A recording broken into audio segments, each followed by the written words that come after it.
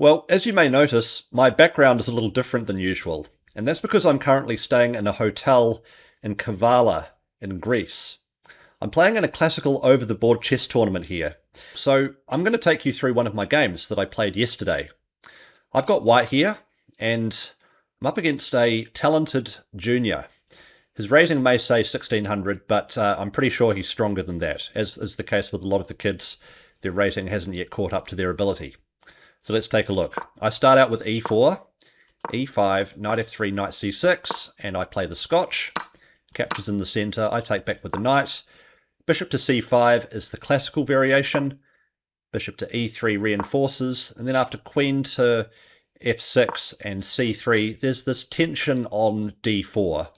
Okay, that's the key point around which black is attacking and I'm defending. Knight g to e7, black's just developing. I develop too with bishop to c4, and both of us castle. Now the first move that I wasn't too sure of was this one, b6. It turns out when I looked at the game afterwards that this is actually a known variation, part of the opening theory, but it's very uncommon, and I thought that the reason that I didn't recognize it could be because it's a mistake. Now, the thing about the move b6 is it takes away the retreat square for the dark squared bishop.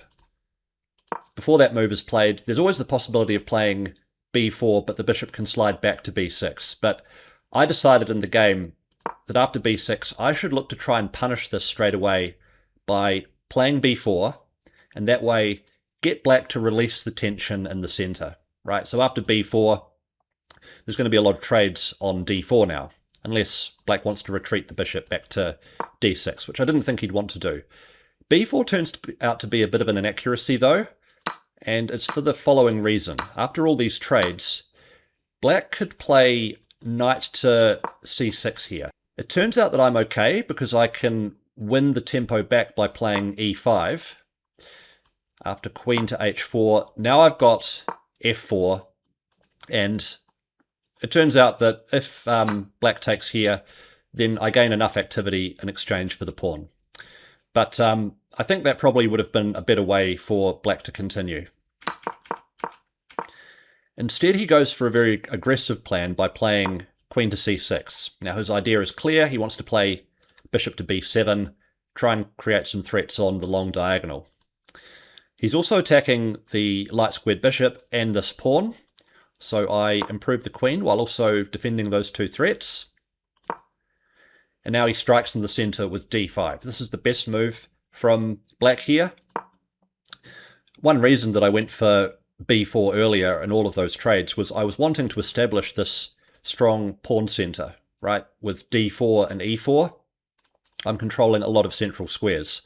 So black has to fight against this, which he did. So good understanding shown there from my young opponent. I played bishop to b5, looking to win back the tempo, and now queen to d6. Okay, so this pawn on b4 is attacked, and defending it directly is one option, but I also wanted to develop my knight. Like, this knight needs to get into the game, and I decided to play knight to c3 here. My idea was that if black were to capture, well then I would capture back on d5. We get these trades, and okay, I've got these doubled pawns, but I decided that I'd be okay with this because in case of some pressure here, I could always play bishop to c6, and this is now defended. Doubled pawns in the center can sometimes give you quite a bit of extra space as well. So this was a transformation that I would have found to be fine. Also, it's usually a decent idea to trade a pawn on the edge of the board for a pawn on the center of the board, right? So I thought that we might get the loss of the b pawn in exchange for the black d pawn. So that is a trade which I thought would favor me. Now, black would have had a strong reply here via c6. This was not played in the game, but this would have forced the bishop back, and then black can take on b4, and now this pawn on d5 is defended. I think I'd still have some activity here, right? I'm a little bit better developed than black is, but black has won an extra pawn. So according to the computer, black is better here. But that's not what happened. Instead, my opponent saw all of this, I suppose, and decided to just develop himself with bishop to b7. And now we get to another key moment. Do I give up this pawn or not? I'd like to play e5, but e5 just encourages black to capture the pawn. I decided to just reinforce the pawn, and then we got a capture in the center here, and knight takes e4. Now this attacks the black queen, but it's kind of encouraging the black queen to go where it wants to go anyway, right? It wants to go to d5, creating this potential checkmate threat. And there's also some pressure on the knight now. If you're enjoying the video so far, do go ahead and subscribe to the channel. I may do more recaps on my tournament over the next week or so. So by subscribing, you won't miss out on any of those videos. Now, what to do about the pressure against e4? Okay, the knight on e4. Obviously, I can't move the knight away because that would just result in checkmate. So don't make that mistake. Reinforcing via f3 is possible, but it also restricts my queen's ability to go over to the king side, which I wanted to be able to do in some cases. That was one option. I just decided to get a rook towards the center of the board and defend the threat this way. Now, I still can't move the knight, and I have to be careful about this. I have to be careful about tactics involving a threat against the knight. One thing that my opponent probably would have liked to have done would be to attack the pinned piece with f5. But of course, this is not possible in this position. Pause the video if you need to see why. Well, the movement of the f-pawn has opened up the light squared diagonal, which I'd be able to take advantage of with bishop to c4, answering the threat with a bigger threat. It doesn't matter that black can take the knight and threaten the queen, because I get to take black's queen with check, and that's a decisive material gain for white. So that's not what happened. Instead, my opponent just went for a different plan, because the other thing that's happened in this position, which you may have noticed already, is that I've got an isolated d-pawn. Generally, as more pieces are traded, the pawn becomes weaker, but this is a target for black. What I mean by an isolated pawn, there's no pawns on the c file or on the e file of mine that can defend the pawn. So I have to defend this pawn with my pieces. So now it's being attacked twice and defended just once. And it's at this point I realized that I can't actually keep on defending this pawn. The move which is most natural to defend is rook to d1, but now black's going to follow up with knight to f5. And actually that's exactly what happened. I played rook to d1, black played knight to f5, and now it's being attacked 3 times and I can't add defenders to it. So this pawn is going to be lost, and it's at this type of moment where you need to think a bit more creatively. If you can't defend the pawn directly, then you need to start thinking about indirect defense. Now, what I'd calculated here is that after bishop to c4, black can't actually take the pawn with his queen, or at least that's what I believed.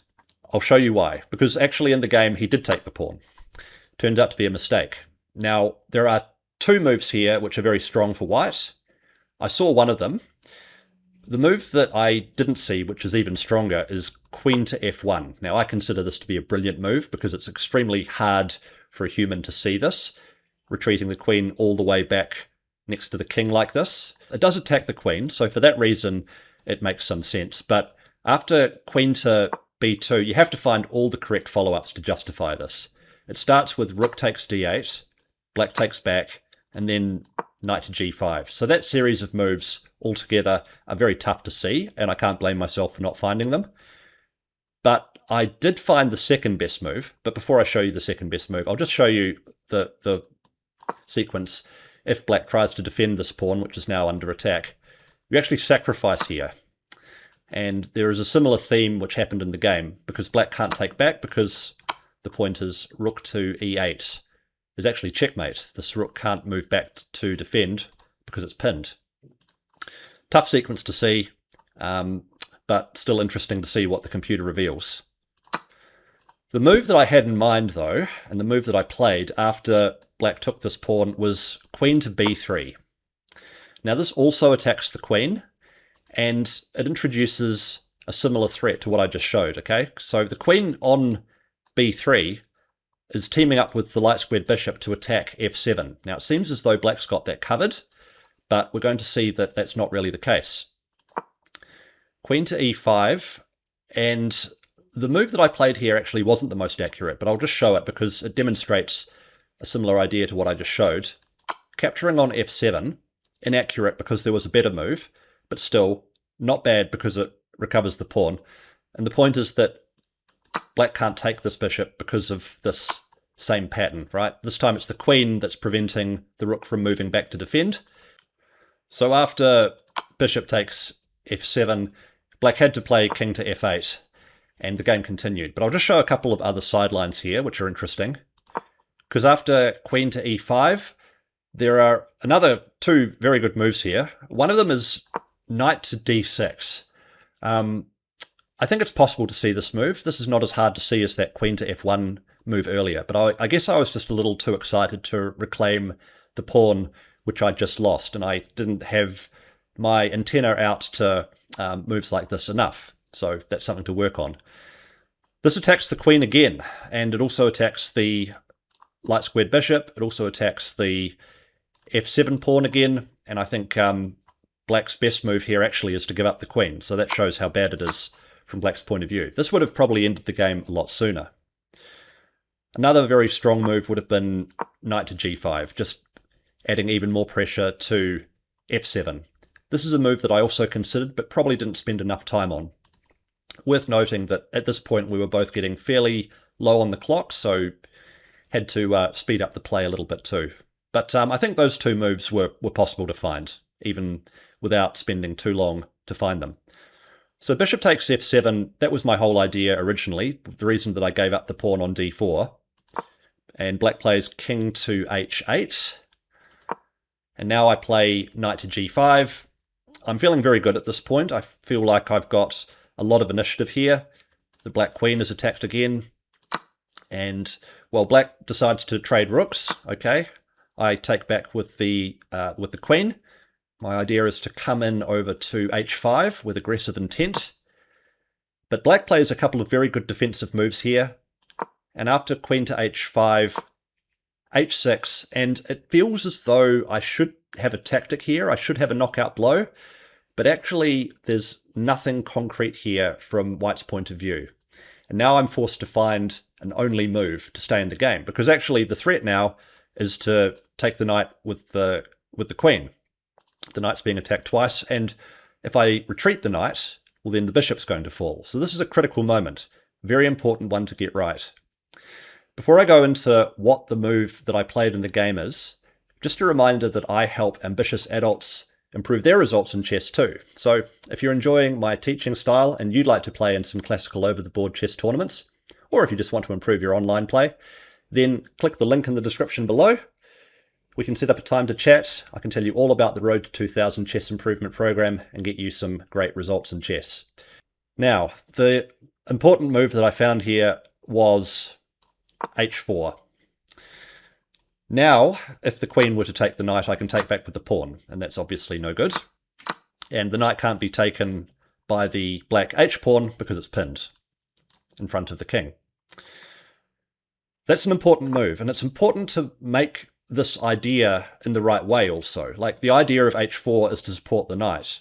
An alternative way of supporting the knight could be f4, which I also considered, but this turns out to be a blunder. And without seeing everything, I kind of realized that this would be problematic because black can get a check in this line. Okay, so king to h1, and then queen to f2 is the problem. Now there's a couple of threats. One is to take the rook, the other is to take on g2.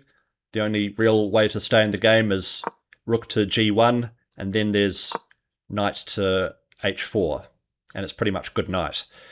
There's going to be bishop takes g2 next, and there's not a lot that white can do to stop it.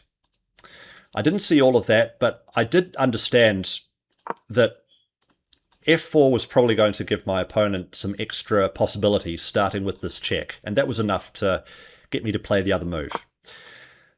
Now, the move that I expected my opponent would play here was knight takes h4, giving up the knight, because now black can capture here, and black has won a pawn, but I was happy to go for this because I felt as though after rook to e7 I'd have plenty of compensation for the pawn, and indeed that's the case. I'm going to win it back pretty soon.